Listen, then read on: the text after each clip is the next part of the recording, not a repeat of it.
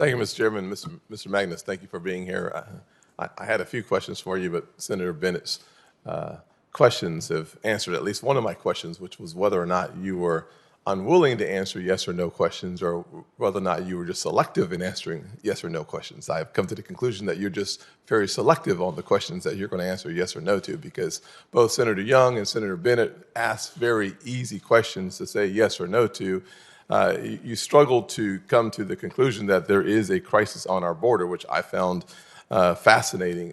Millions of Americans, literally millions upon millions of Americans, have come to the same conclusion that I have and that Senator Young has, and that, frankly, I think even the administration is now coming to the same conclusion, that there is a crisis on our southern border. When we have 200,000 folks illegally crossing our border in just July, more than 1 million in the last fiscal year, there is a crisis on our border. Why admitting that there is a crisis on our border is a problem, I don't fully appreciate. When under the administration, finally, after demonizing every single action of the Trump administration as it relates to the border, it is apparent to me that when the Department of Homeland Security reinstates a Remain in Mexico policy, it is because there is a crisis at the southern border.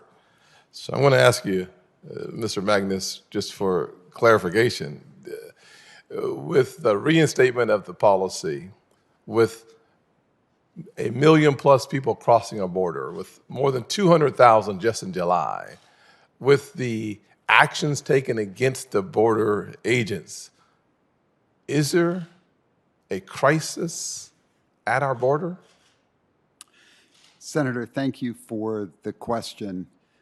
But if I might just make the observation that perhaps as a nation and as a group of even electeds, if we spent a little less time debating on what the terminology is and perhaps a little more time trying to fix a broken system and working together, we could address what I've already acknowledged is one of the most serious problems that we face right now in our nation.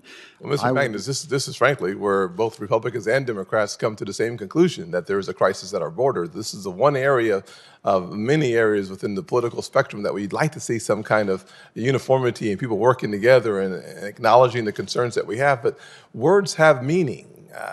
We are living in a time where we're trying to find a way to erase and then redefine words. But the fact that there's a crisis, there's just a crisis.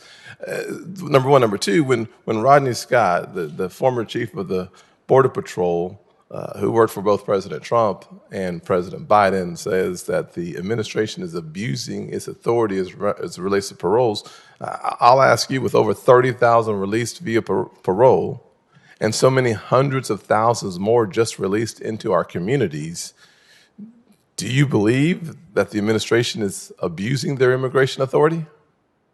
Senator, I appreciate the question. And obviously, this issue of immigration authority, how it's being used, is something that would be very important to me if confirmed for this position.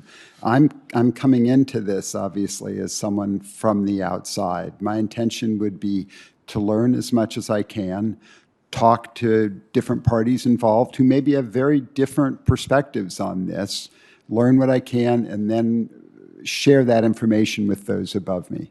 Let me just say it this way. When our American public is watching the reckless action in Afghanistan, where we are trying to figure out what the vetting process was for those folks arriving here, and we are thankful that those who assisted our soldiers in Afghanistan, we want to have the folks who deserve to be here from Afghanistan, and yet the vetting process was rushed because of the arbitrary nature of the departure. That creates one concern from an immigration standpoint.